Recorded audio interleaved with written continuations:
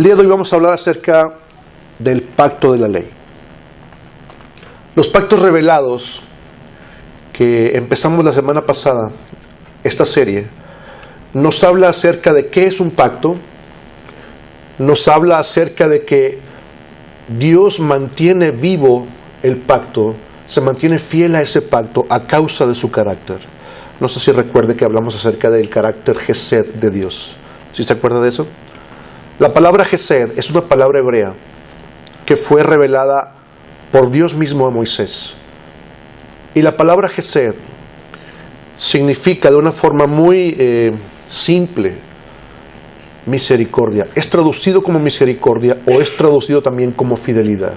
Sin embargo, es una palabra que no tiene una traducción literal a ningún idioma.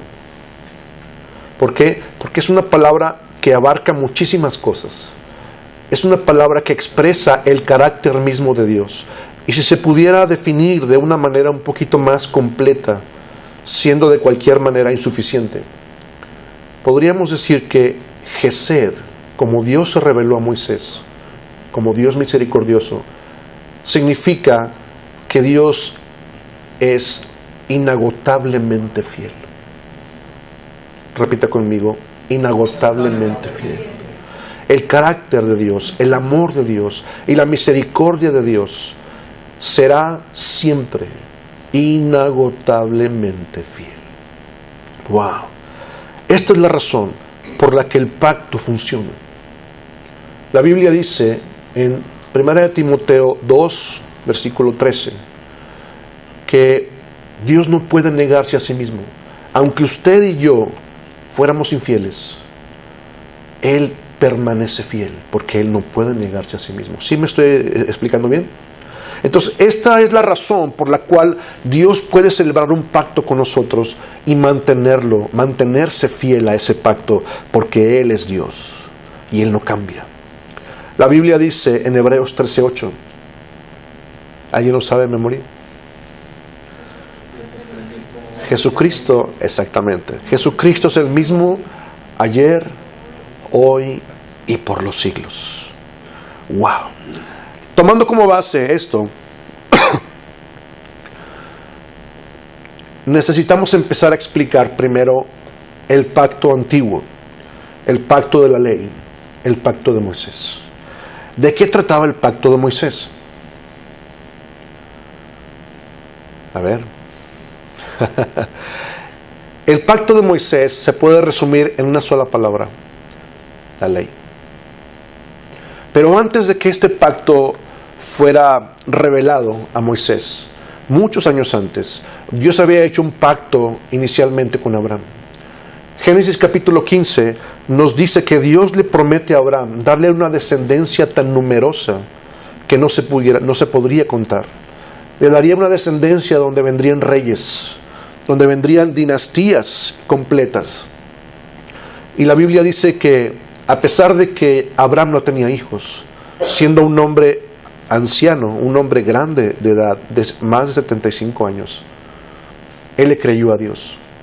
A pesar de que su esposa era estéril y ya tenía más de 65 años, Abraham creyó lo que Dios le dijo, que le iba a dar un hijo de Sarai. Pasaron los años y cuando Dios le vuelve a refrendar esa misma promesa, Dios hace un pacto con Abraham. Génesis capítulo 15, versículos 13 y 14, nos dice algo muy interesante. Al estar pasando por el medio de las mitades de los animales divididos, ¿se acuerda que hablamos de eso la semana pasada? Dios le dice a Abraham que le traiga varios animales, los parte por la mitad y pone una mitad enfrente de la otra. Y entonces la Biblia dice en ese capítulo 15 de Génesis que en la noche Abraham podía ver una antorcha de fuego que pasaba por el medio de los animales divididos. Era la forma que celebraban los pactos en el tiempo antiguo. Y Dios desciende al entendimiento de Abraham y hace ese mismo ritual para que Abraham pudiera entender que Dios estaba haciendo un pacto con él, un pacto solemne. Y en ese pacto, Génesis 15, versículos 13 y 14, Dios le dice a Abraham: ten por seguro que tu descendencia será numerosa. y descenderán a un pueblo extraño y serán ahí esclavos 400 años. Versículo 14 dice, pero después saldrán de ahí con gran riqueza. Y a esa nación que los esclavizará juzgaré yo. Ajá.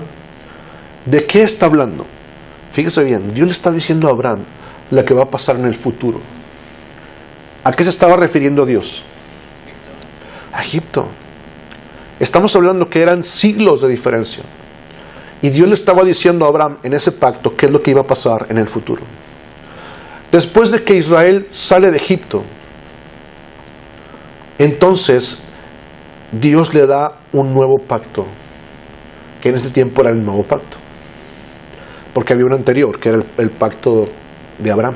Ajá. Entonces ese pacto que Dios le da a Moisés es la ley. ¿Por qué era necesaria la ley?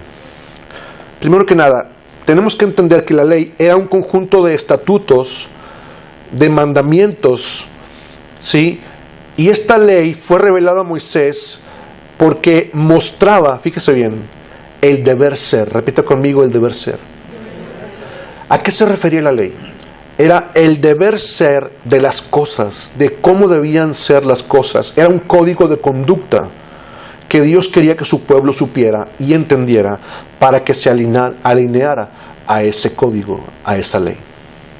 ¿Por qué era necesario? ¿Por qué era necesario que Dios le diera a su pueblo una ley o un código de normas para que se alinearan a ella? Vamos a ver un versículo. En esta prédica usted va a usar mucho su Biblia. Vamos a ver Romanos 3:20. La pregunta es, ¿por qué razón era necesaria la ley? Vamos a ver. Romanos 3:20.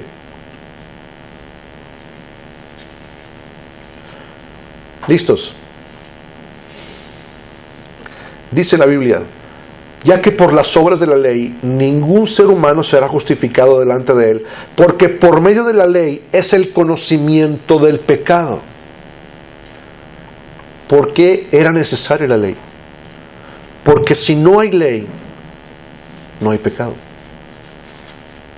Sin el conocimiento de la ley, no se da a conocer el pecado. Romanos 4:15, el capítulo siguiente.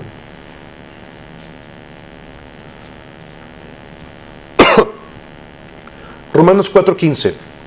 Pues la ley produce ira, pero donde no hay ley, tampoco hay transgresión. Es decir, si no existiera un código de normas que prohibiera cosas malas, ¿cómo sabría usted que había cosas malas? No sabríamos, no habría ninguna referencia para esto. ¿Sí me estoy explicando? La ley es una referencia importante para los seres humanos. Recuerde usted que Moisés fue a liberar a Israel del cautiverio de la esclavitud, en donde estuvieron 400 años. En esos 400 años ellos perdieron totalmente la noción de todas las cosas. Estaban acostumbrados a ver en Egipto que las personas de ese lugar adoraban muchísimos dioses. Eran esclavos, eran tratados mal. Entonces las personas cuando estamos sometidos a una situación de estrés continuo, perdemos la brújula. ¿Sí o no? Entonces Dios necesitaba darles a ellos, después de sacarlos de la esclavitud, un código de normas que seguir. ¿Para qué? Para que ellos entendieran y supieran que había cosas buenas que podían hacer, pero también había cosas malas que Dios no quería que hicieran. ¿Ok? ¿Hasta aquí estamos bien? Capítulo siguiente, Romanos 5, versículo 13. Romanos 5:13. Pues antes de la ley había pecado en el mundo, pero donde no hay ley no se inculpa de pecado. ¿Para qué era necesaria la ley? Para que pudiéramos entender qué cosas eran buenas y qué cosas no eran buenas. Porque donde no hay ley no hay transgresión. Porque donde no hay ley no hay conocimiento del pecado. Este versículo dice, donde no hay ley no se inculpa de pecado. Y para Dios era importante que los seres humanos, su pueblo, entendieran que había cosas que no estaban bien. Romanos 7, versículos 7 y 8, y después versículo 12. Romanos 7, versículos 7 y 8, y después 12. ¿Qué diremos pues? ¿La ley es pecado? En ninguna manera. Pero yo no conocí el pecado sino por la ley, porque tampoco conociera la codicia si la ley no dijera no codiciarás. Mas el pecado, tomando ocasión por el mandamiento, produjo en mí toda codicia, porque sin ley el pecado está muerto. Después versículo 12. De manera que la ley a la verdad es santa, y el mandamiento santo, justo y bueno. ¡Wow! Todo el tiempo, por muchos años, no sé usted, pero por muchos años para mí, la ley era algo así como que innecesario. Eso era una falta de entendimiento para mí. Le hablo de hace algún tiempecito, ¿verdad? Tiempo atrás, no había entendido la importancia del por qué Dios tenía que haber traído una ley. Tanto que muchas veces llegué a pensar que la ley no era buena. ¿Por qué? Porque solamente era decir, estás mal, estás en pecado, las cosas que estás haciendo están mal. Entonces llegaba un momento en que me caía gordo. A todos nos cae gordo eso, aunque usted no lo quiera reconocer, ¿sí? Pero no es sino una falta de entendimiento. ¿Por qué? Porque imagine usted qué pasaría si a sus hijos hicieran lo que les viniera en gana. Y usted los ve crecer, y hacen lo que les da su gana. ¿Usted cree que podrían llegar a ser hombres y mujeres de bien haciendo lo que les viniera en gana? No. Pero ellos, siendo jóvenes, siendo niños, siendo adolescentes, no lo entienden.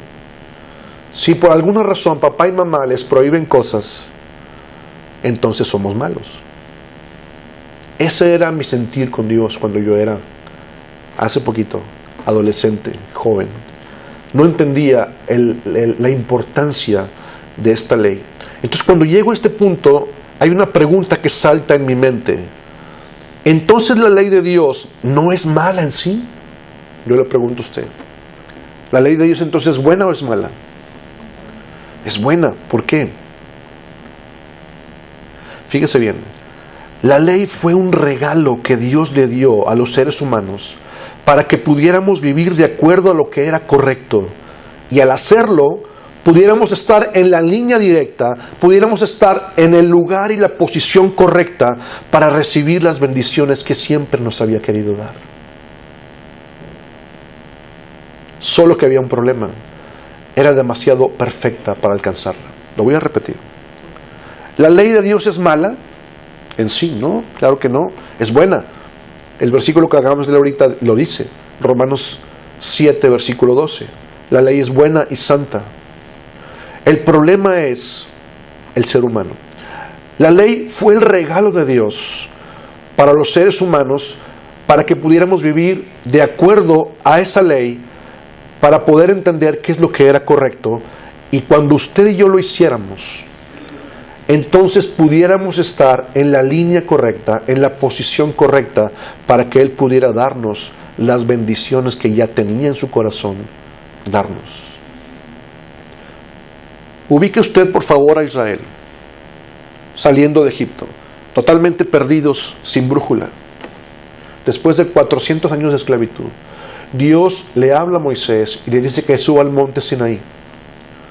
Y cuando él está en el monte, Dios le entrega 2 tablas de piedra grabadas con el mismo dedo de Dios, con los 10 mandamientos. Ese es el inicio de la ley. A partir de Éxodo capítulo 20, que es donde se narra acerca de los 10 mandamientos, todo lo que es el libro de Levítico y el libro de Deuteronomio comprende la ley. Más de 600 mandamientos comprende la ley de Moisés, lo que es el pacto de la ley.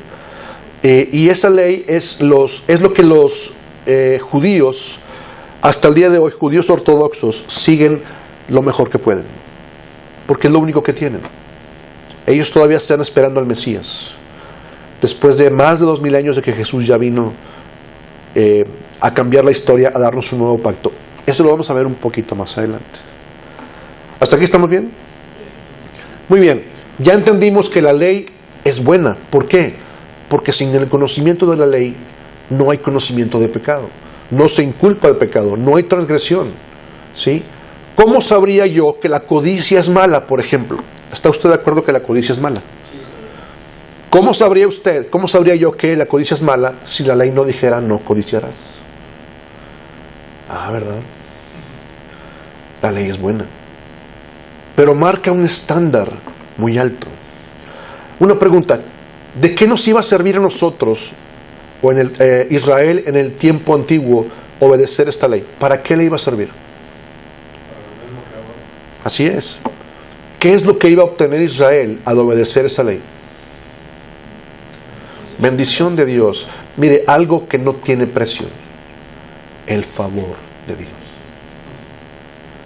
Cuando la gente, aún hoy en día, nos alineamos a la palabra de Dios, ¿qué es lo primero que usted va a empezar a experimentar? El favor de Dios. Y el favor de Dios es algo que no se compra con nada, porque es su bendición. Y eso produce paz, produce que las cosas funcionen, produce que haya un respaldo poderoso en todas las áreas de su vida. Una salud física, salud familiar, relaciones correctas, bendición económica, muchas cosas. Pero eso es un producto o un resultado del favor de Dios en tu vida. ¿Sí le queda claro? Entonces, por esa razón, para los judíos era muy importante obedecer esta ley. Vamos a ver 2 versículos, por favor. ¿Qué es lo que ellos estaban buscando? Levítico 26, versículo 3 y 4. ¿Por qué razón ellos buscaban obedecer esta ley? Levítico 26, 3 y 4. Estamos hablando acerca del pacto de la ley. Le estoy dando a usted los antecedentes y por qué razón la ley era importante que Dios estableciera en el mundo. Levítico 26, 3 y 4. Si anduviereis en mis decretos y guardareis mis mandamientos y los pusiereis por obra, yo daré vuestra lluvia a su tiempo, y la tierra rendirá sus productos, y el árbol del campo dará su fruto. ¿Usted cree que para ellos era importante que en una cultura agrícola como la de ellos, una cultura ganadera, era importante que hubiera lluvia? ¿Sí? ¿Por qué? Pues porque es la fuente de todo. Si no hay agua, no hay cosecha. Si no hay agua, no hay animales, no hay ganado. Fíjese bien la promesa de Dios. Si anduvieres en mis decretos y guardares mis mandamientos. ¿De qué estamos hablando? De la ley. Obediencia a la ley. Y los pusiereis por obra, yo daré vuestra lluvia a su tiempo. Y dice, tu lluvia, vuestra lluvia, la que tú estás esperando. Es decir, ellos entendían que al obedecer esta ley lo mejor que pudieran, Dios estaba prometiendo darles lo que ellos necesitaban. La lluvia que hacía producir cosechas, que hacía que el ganado pudiera estar vivo y que los árboles del campo dieran su fruto. Deuteronomio 28, versículo 1 y 2. Deuteronomio 28, versículo 1 y 2. Me gustaría invitarlos a que pudieran descargar en sus teléfonos la Biblia. ¿Por qué? Porque es muy importante que usted pueda ver esos versículos con sus propios ojos. Cuando usted lo lee en la Biblia, se da cuenta que ahí viene lo que le estoy diciendo. Eso causa un impacto importante en nuestra mente, inconscientemente. Esas letras que usted está leyendo se le empiezan a quedar grabadas. Entonces le invito a que lo descargue en su teléfono o bien que traiga su Biblia impresa. ¿Ok? ¿Estamos de acuerdo? Deuteronomio 28, 1 y 2. Acontecerá que si oyeres atentamente la voz de Jehová tu Dios para guardar y poner por obra todos sus mandamientos que yo te prescribo hoy, también Jehová tu Dios te exaltará sobre todas las naciones de la tierra y vendrán sobre ti todas estas bendiciones y te alcanzarán si oyeres la voz de Jehová tu Dios. Y después de este versículo 3 hasta el 14, se hace una lista una lista increíble de bendiciones que Dios va a producir. Y además que esas bendiciones te van a perseguir. Tú no tienes que buscarlas. Sí, solo sí, guardamos sus mandamientos. Pero viene una palabra importante aquí. Versículo 1. Para guardar y poner por obra, ¿cuántos mandamientos? Cuando dice todos es... Fíjese bien. Cuando dice todos es... Todos. Aquí encontramos un pequeño problema. Empezamos a toparnos con un problema. El problema es que la ley era demasiado perfecta para que cualquier ser humano la pudiera cumplir. ¿Por qué? La razón era que esta ley fue hecha por un Dios perfecto, ¿está de acuerdo? Dios mismo, que es un Dios perfecto, hace una ley perfecta. ¿Sí? Y la establece para que los seres humanos puedan recibir sus bendiciones, y el beneficio de la ley tenía que cumplir dicha ley. Pero el problema es que tenía que cumplirla toda. Todos sus mandamientos. Y esto iba a traer el favor y la bendición de Dios, cumpliendo todos los mandamientos. Por esta razón, ningún ser humano, ningún hombre habría podido jamás cumplirla. Y la razón es muy simple. No tenemos esa capacidad. Entonces, como no podíamos cumplir esa ley, no podíamos alcanzar las bendiciones que están escritas ahí. ¿Sí o no? Fíjese bien la pregunta. Si la ley dice: si oyeres atentamente la voz de Jehová tu Dios para poner por obra todos sus mandamientos, cuando lo hagas, estas bendiciones te alcanzarán y te perseguirán. Pero cuando pongas por obra todos sus mandamientos. ¿Y qué pasa si no los podíamos cumplir todos? ¿Qué pasaba? Entonces no alcanzábamos el estándar. ¿Se da cuenta? La ley era perfecta, santa y buena. El problema éramos nosotros. ¿Por qué? Esta ley fue hecha por un Dios perfecto. Establece una ley perfecta de conducta, de obediencia, de las cosas que Él esperaba de su pueblo. El problema era que nosotros habíamos caído en pecado. ¿Cuál fue la razón de que Adán y Eva fueron echados del huerto del Edén? ¿Por qué razón? A ver, otra vez.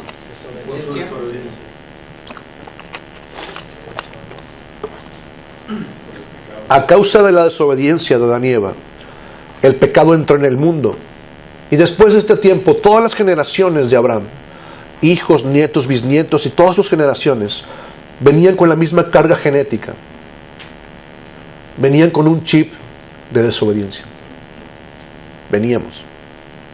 Hasta el día de hoy. Entonces, para el hombre, lo natural ahora era desobedecer.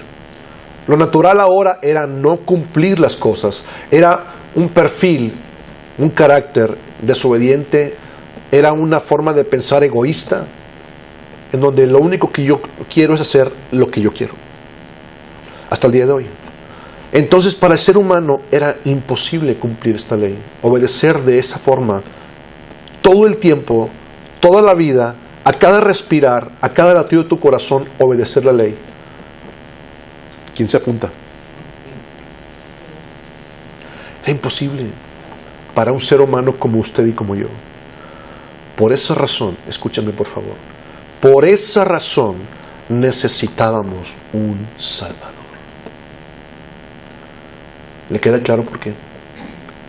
Porque la ley dictaba y decía qué es lo que el hombre podría hacer para alcanzar todas las bendiciones de Dios. Pero como no teníamos lo que necesitábamos para poder cumplirla, necesitábamos entonces a alguien que nos salvara de esa situación. Empezábamos a vislumbrar desde ese tiempo la necesidad de un Salvador. ¿Sí le queda claro? Entonces, ¿qué podemos hacer? La Biblia dice en Santiago 2:10. Vamos a leerlo, por favor. Santiago 2:10, casi al final de la Biblia. Le voy a invitar a que pueda descargar la Biblia en su teléfono.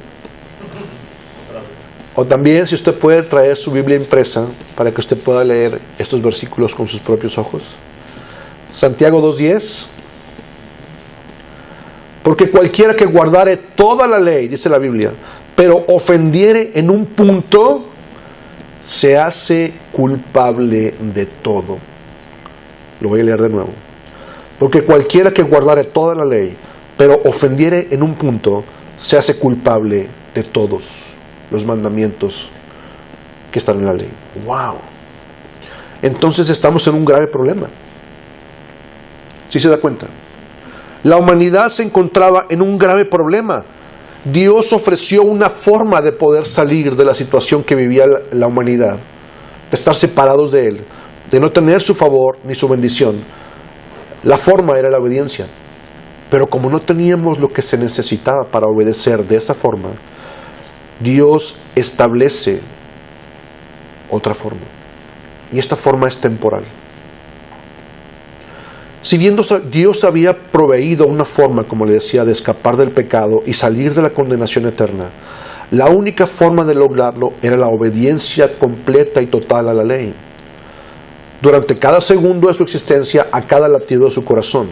Obviamente esto no era posible. Entonces, como esto no era una solución real para la humanidad, necesitamos otra cosa. Necesitábamos otra solución.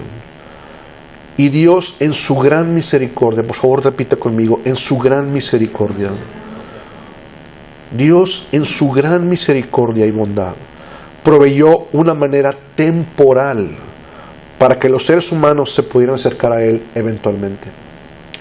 Esto era el sacrificio. Repita conmigo, el sacrificio. ¿Qué es el sacrificio?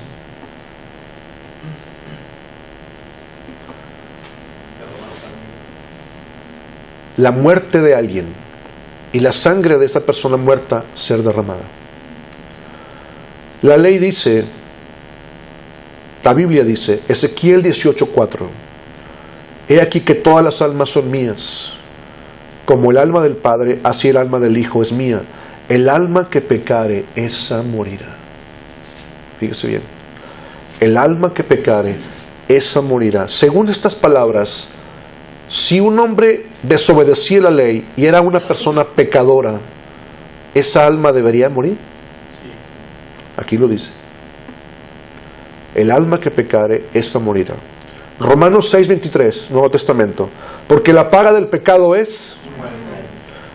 Lo dice la Biblia. La paga del pecado es muerte. Hebreos 9:22. Esa no la sabemos de memoria, ¿verdad? Vamos a leerlo en su Biblia. Hebreos 9:22. Es importante que usted entienda esta parte. El pacto de la ley es importante entenderlo, porque si a usted le queda claro esto, va a poder tener mucha más claridad al entender el pacto de la gracia a través de Jesús. Hebreos 9:22. Y casi todo es purificado según la ley con sangre. Y sin derramamiento de sangre no se hace remisión de pecado. Lo voy a leer de nuevo. Y casi todo es purificado con sangre, según la ley. Y sin derramamiento de sangre no se hace remisión. Era importante que alguien muriera. ¿Para qué servía un sacrificio? Cuando se hacía este sacrificio y la sangre era derramada, esta sangre cubría temporalmente el pecado del hombre, permitiéndole acercarse a Dios en busca de paz, recibir sus bendiciones y recuperar la oportunidad de disfrutar una vida eterna. Era entonces cuando Dios se relacionaba con su pueblo. Fíjese bien. La sangre derramada cubría temporalmente. Repita conmigo, por favor, temporalmente. ¿Cómo está eso de temporalmente? Le voy a explicar. Hay un tipo de sacrificio, hay varios en el Antiguo Testamento. Levítico, del capítulo 1, 2, 3, 4 y 5, capítulo 6, nos habla acerca de los diferentes tipos de sacrificios. Uno era expiación, otro era holocausto, el todo quemado, otro era sacrificio de paz o ofrenda de paz, ofrendas de granos, diferentes tipos de sacrificios. Pero uno de los más importantes, o de los principales, era el sacrificio por el pecado. Es decir, era la paga para cubrir la transgresión y la desobediencia. A este tipo de sacrificio, que podía purificar de forma temporal la condición pecadora del hombre, se le llamaba expiación. Repita conmigo, por favor, expiación. ¿Y yo por qué tengo que saber esas cosas? Es muy importante que usted sepa estas cosas, porque va a tener mucho sentido cuando leamos nosotros desde las... ¿cómo es la palabra? Cuando empecemos a leer las profecías acerca de Jesús y lo que Él haría, usted se va a dar cuenta que muchas de las cosas que estamos viendo ahorita son un simbolismo. Repita conmigo, simbolismo. Usted va a entender que desde este tiempo, todo lo que usted ve en las ordenanzas, la ley, muchas de las cosas que se hacían, los tipos de sacrificios, la semana que viene vamos a ver el tabernáculo. ¡Wow! Es una clase increíble. Usted se va a dar cuenta que todas las cosas que Dios ordenó en la ley, todo era una sombra, una figura y un simbolismo acerca de Jesús. Y esto es increíble, de verdad. Cuando usted empieza a entender esto, se da cuenta de la perfección que Dios tiene en su palabra.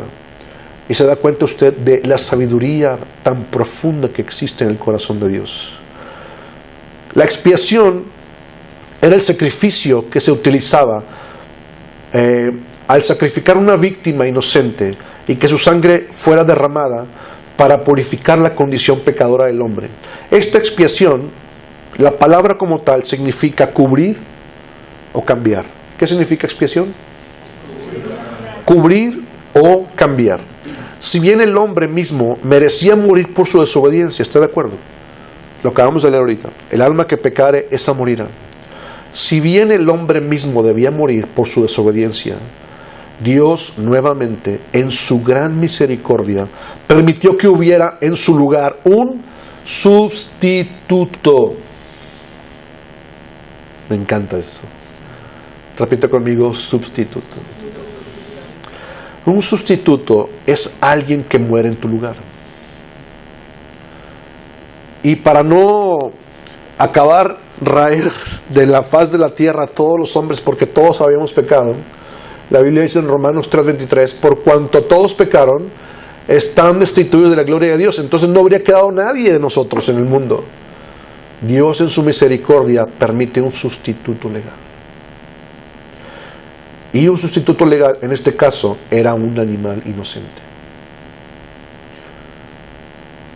Dios permitía que en lugar del ser humano que debía morir a causa de su desobediencia, hubiera alguien, hubiera un ser diferente que pudiera ser un sustituto que cubriera al hombre, que lo sustituyera para morir en su lugar.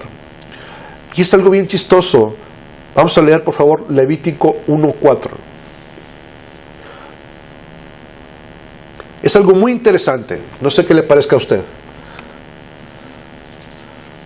Pues sí, bastante interesante según veo.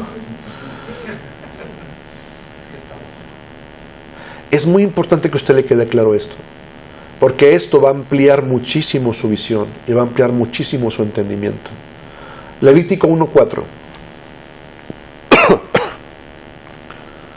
Dice la Biblia, y pondrá su mano sobre la cabeza del holocausto y será aceptado para expiación suya. Lo voy a leer de nuevo. Y pondrá su mano sobre la cabeza del holocausto y será aceptado para expiación suya. Si usted lee desde el versículo 1 de Levítico 1, dice el capítulo, si alguien trae un animal para ser sacrificado, tiene que tener ciertas características. Lo tiene que traer al sacerdote para que el sacerdote lo examine y se dé cuenta que es un animal aprobado para el sacrificio. Y después de esto, antes de sacrificarlo, pondrá su mano la persona que lo trae sobre la cabeza del borreguito para confesar sus pecados. ¡Qué chistoso! ¿Cómo para qué? ¿Qué se le ocurre? ¿Para qué ponía la persona la mano? Traspasar sus pecados. ¡Qué padre! Casi creo que era una forma de Bluetooth antigua. Una pregunta para usted. ¿En verdad usted cree que poner la mano encima de la cabeza del borrego y confesarlo, los pecados iban a pasar al borrego, sí o no? Fíjese bien la pregunta. ¿Realmente usted cree que esto pasaba? ¿Realmente? ¿Sí o no? A ver, voy a preguntar otra vez. Imagine usted que aquí está el borreguito. Pongo mi mano en la cabeza del borreguito.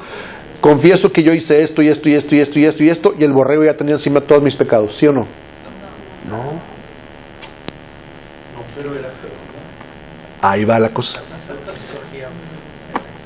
Fíjese bien, aquí hay algo muy importante al que quiero llegar. Por esa razón esta pregunta.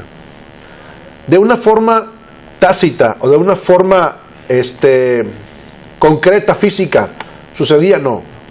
Era un simbolismo. Fíjese nada más hasta dónde alcanzaba la misericordia de Dios. Que aunque fuera por simbolismo, Dios nos los daba como bueno. ¡Wow! ¡Qué increíble! Porque la ley dice, el alma que pecare, esa morirá. Pero Dios en su misericordia permite una forma temporal para que el ser humano se acerque a Él, reciba bendición. ¿Cuál era? Traer un sustituto legal para que muriera en su lugar. Entonces traía el borreguito inocente que no tenía culpa de nada, ¿sí?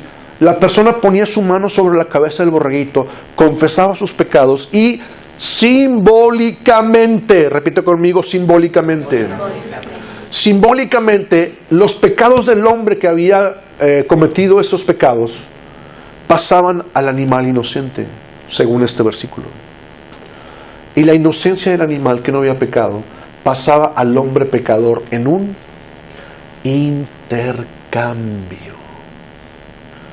Es un simbolismo que Dios aceptaba. ¡Wow! Todavía no puedo entender esto. ¿Cómo Dios decidió pasar por alto el pecado, la transgresión y la desobediencia de todos los seres humanos, aceptando, dándonos como bueno un acto simbólico a causa de su amor y su misericordia? ¡Wow! Es increíble. No sé si me estoy explicando bien. ¿Sí le está quedando claro esto? Esto no tenía precio. Los seres humanos, Israel, el pueblo de Dios, no tenían con qué pagar esto. Porque era una muestra de la misericordia de Dios. Ese intercambio, Dios lo aceptaba como válido. Y entonces cuando había hecho este simbolismo, los pecados del hombre habían pasado al animal inocente simbólicamente, ya los traía consigo el animal. La inocencia del animal que no había pecado era transferida al hombre pecador en ese intercambio, y era entonces cuando el sacerdote le daba el cuchillo al hombre. El hombre tenía que agarrar la cabeza del borreguito hacia arriba, le cortaba el cuello y la sangre empezaba a salir. Lo que el sacerdote hacía era que ponía una vasija para empezar a recibir la sangre del animal, y cuando éste ya estaba muerto, lo ponían encima del altar del sacrificio. Lo vamos a ver la siguiente semana, hablar del tabernáculo. Y en ese altar de sacrificio siempre estaba encendido, el fuego siempre estaba encendido, y entonces era cuando el animal se consumía totalmente.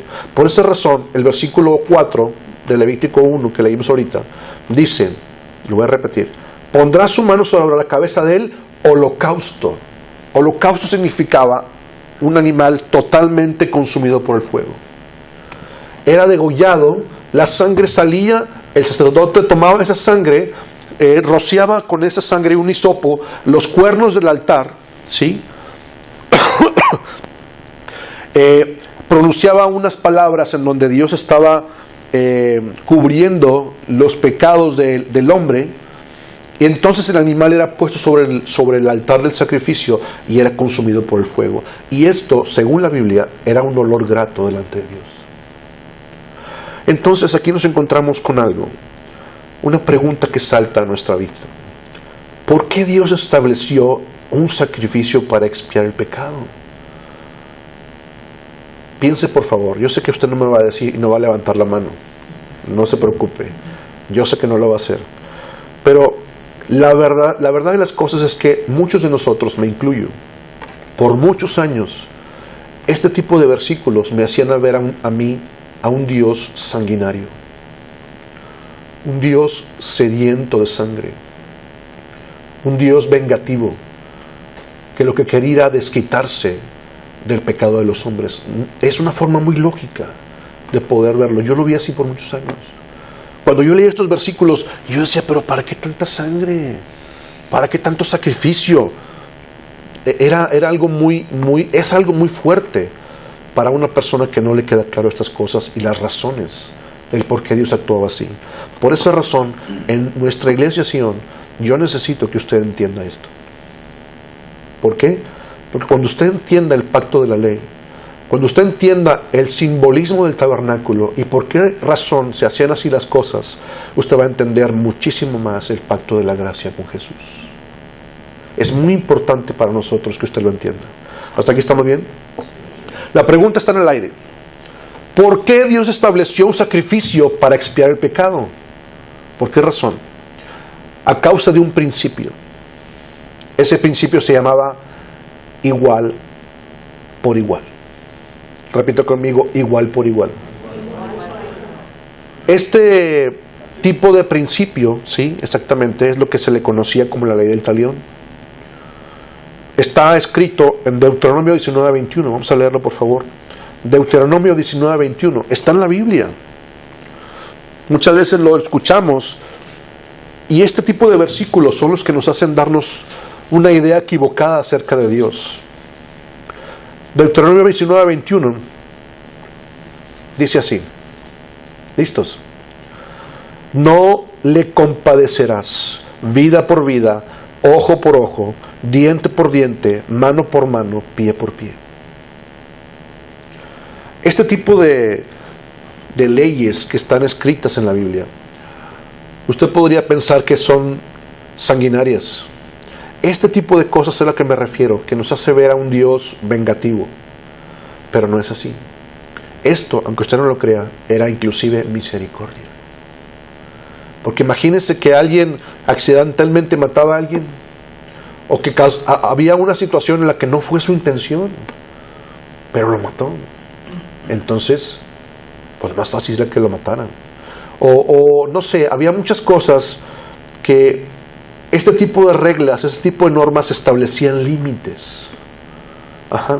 Entonces, la pregunta es, ¿por qué Dios estableció un sacrificio para expiar el pecado a causa del principio escrito en la Biblia de igual por igual?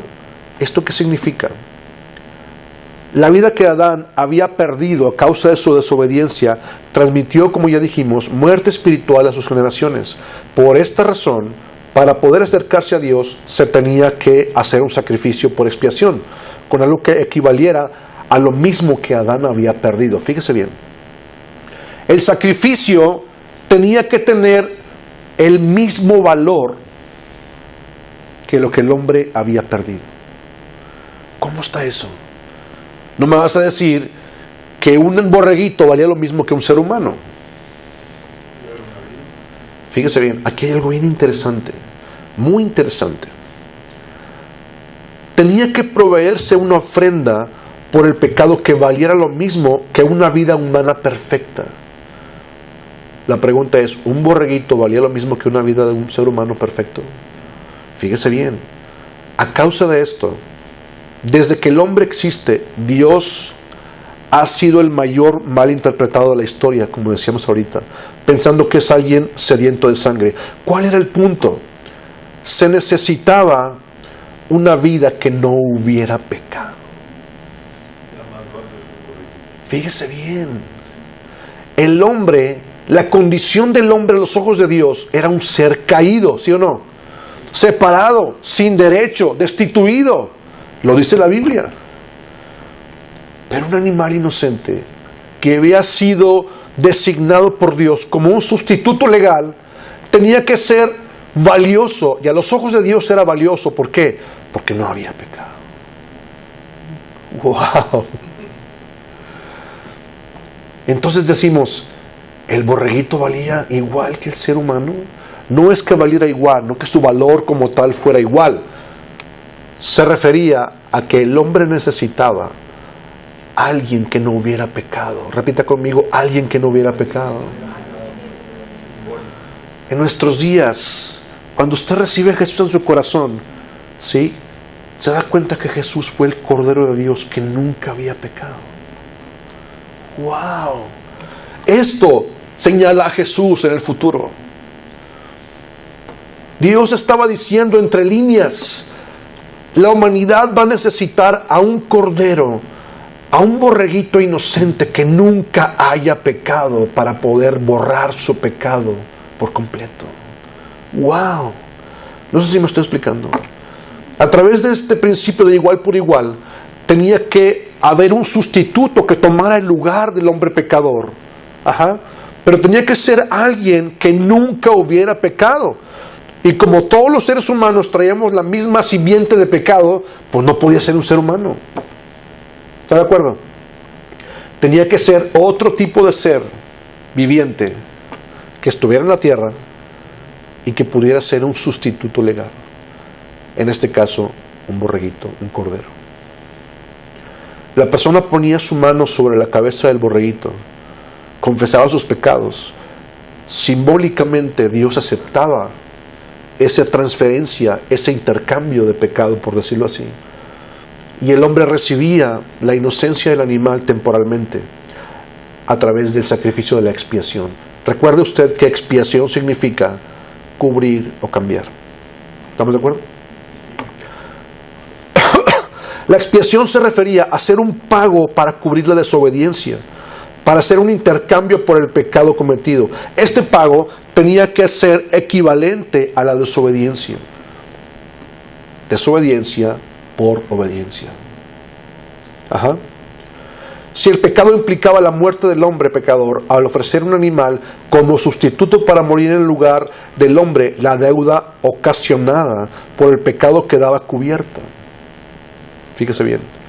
El pago quedaba hecho y el hombre era perdonado, entre comillas, de esa desobediencia a la ley. Este sacrificio debía hacerse cada vez que el hombre pecara. Imagine usted que yo el lunes llevo mi borreguito para que el sacerdote lo examinara, pongo mi mano sobre el borreguito, confiando mis pecados, se hace la transferencia, el animal es degollado, la sangre es derramada, es puesto en el altar, se consume todo. Y el martes me peleó con mi esposa. Se me atraviesa un carro en Constitución y por ahí le doy los 5 toquidos claves que son Dios te bendiga. Y ya se me prendió ahí las emociones. Y al otro día tengo que volver a llevar otro borrego. ¿Se da cuenta? Cada vez que el hombre cometía este tipo de pecados, tenía la necesidad de estar ofreciendo un sacrificio. ¡Wow! ¡Qué increíble! Había otro tipo de sacrificio por expiación que era global. Dios estableció que una vez al año el sumo sacerdote debía entrar al tabernáculo. Lo vamos a ver la siguiente semana, se lo voy a explicar detenidamente. En el lugar santísimo, para poder ofrecer el sacrificio de expiación por todo el pueblo, una vez al año. Era un lugar en donde nadie podía entrar, salvo el sumo sacerdote, una sola vez al año. Estamos terminando. La Biblia dice en Éxodo 30:10, y sobre sus cuernos hará Aarón expiación una vez en el año con la sangre del sacrificio por el pecado para expiación. Una vez en el año hará expiación sobre él por vuestras generaciones. Será muy santo a Jehová. Esto lo vamos a ver la siguiente semana. Este sistema que Dios estableció para remitir los pecados a través del sacrificio de una víctima conlleva un profundo simbolismo. Lo voy a repetir. Este sistema de sacrificios, este sistema de la ley establecido en la Biblia, conlleva un profundo simbolismo, como dijimos ahorita. ¿Sí está conmigo? Estamos terminando. De la misma forma en la que se ofrecía un cordero para expiación, Dios ya había planeado ofrecer a su Hijo para expiar los pecados de la humanidad. La vida de Jesús era equivalente al valor de toda la humanidad delante de Dios. A ver, vamos a recapitular esto. ¿Se acuerda usted que dijimos que nos basábamos en la ley de igual a igual? Igual por igual. La ley del talión. Eso significaba que tenía que ofrecerse un animal por cada hombre que había pecado, por cada vez que lo hubiera hecho. ¿Sí? Muy bien. Pero este animal tenía que valer lo mismo, tenía que tener el mismo valor que la vida de un hombre a los ojos de Dios. Un borreguito no valía. ¿Se acuerda que dijimos? La vida de un hombre. Pero delante de los ojos de Dios, el valor estaba impuesto o estaba establecido a través de quién había pecado y quién no había pecado. Y como un animal era inocente en cuestiones de pecado, Dios lo permitió en su gran misericordia como un sustituto legal a favor del hombre. ¿Por qué? Simple y sencillamente porque era inocente, porque no tenía pecado. Y el hombre pecador necesitaba a alguien que fuera un sustituto en su lugar. ¿Sí le queda claro? Tomando esto como un simbolismo, Dios había planeado ofrecer a su propio Hijo Jesús. Pero para que esto fuera posible, necesitaba ser un cordero perfecto para que pudiera valer lo mismo que valdría toda la humanidad. Y por esa razón, el sacrificio de Jesús, hasta el día de hoy, en el 2017, es efectivo, poderoso y está vigente. ¿Por qué? Porque Jesús nunca pecó. Porque la vida de Jesús equivalía al valor mismo de toda la humanidad. Por esa razón, el pacto de la gracia en Jesús está vigente. ¡Wow!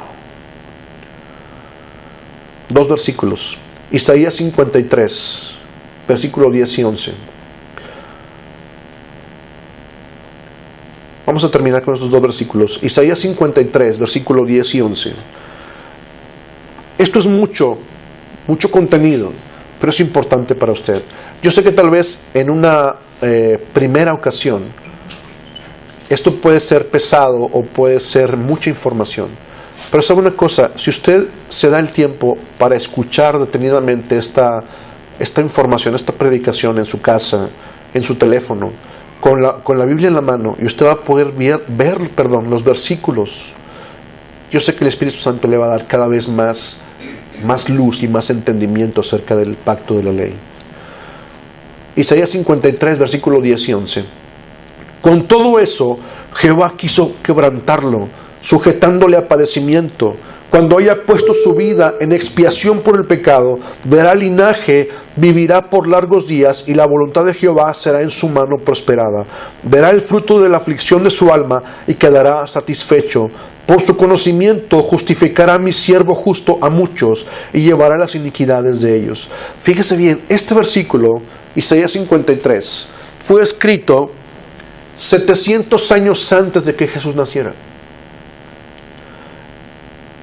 El profeta Isaías fue inspirado por el Espíritu de Dios y escribió esto acerca del Mesías que habría de venir 700 años en el futuro. Con todo eso, Jehová quiso quebrantarlo, sujetándole a padecimiento. Y cuando haya puesto su vida en expiación por el pecado, ¿de quién estamos hablando? De Jesús. Fíjese bien, desde el principio, desde el mismo momento en que el hombre cayó en pecado, Dios le prometió rescatarlo de esa situación. Génesis 3:15. Fíjese bien, capítulo 3 de Génesis es el que nos indica cuándo fue que el hombre cayó en pecado. Génesis 3. En ese mismo capítulo, es más, en ese mismo día, Dios le promete al hombre salvarlo de esa situación. Génesis 3:15 nos dice: y pondré enemistad entre la simiente de la mujer y la simiente de la serpiente. Esta, o sea la serpiente, le herirá en el talón, pero la descendencia de la mujer le herirá en la cabeza. Es una promesa de redención. Y esa promesa está refiriéndose ¿a quién? ¿Quién es la simiente de la mujer, la descendencia de la mujer? ¿Quién sería? Estaba prometiéndole a Adán y a Eva que mandaría a alguien, vendría alguien de la descendencia de ellos, que derrotaría a la serpiente. ¿De quién estamos hablando? El diablo. Que vencería al diablo por completo para poder sacarnos de esa condición de pecado en la que nos encontramos toda la humanidad. Entonces, en este pasaje que leímos hace un momento, Isaías 53, dice que Dios quiso quebrantarlo, que en este caso es Jesús, sujetándole al padecimiento para que cuando haya puesto su vida en expiación por el pecado, verá el linaje, vivirá por largos días y la voluntad de Jehová será en su mano prosperada.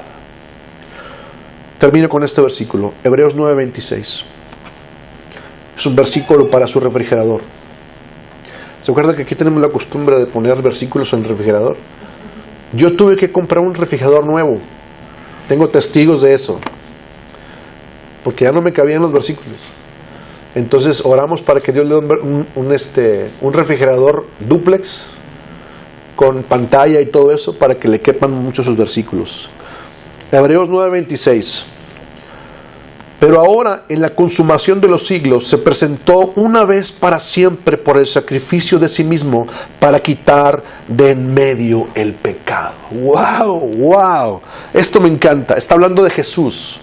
El apóstol Pablo, en este libro de Hebreos, escribe, pero ahora, en la consumación de los siglos, se presentó, entre paréntesis, Jesús, una vez para siempre por el sacrificio de sí mismo para quitar de en medio el pecado. Gracias, Señor. Póngase de pie conmigo.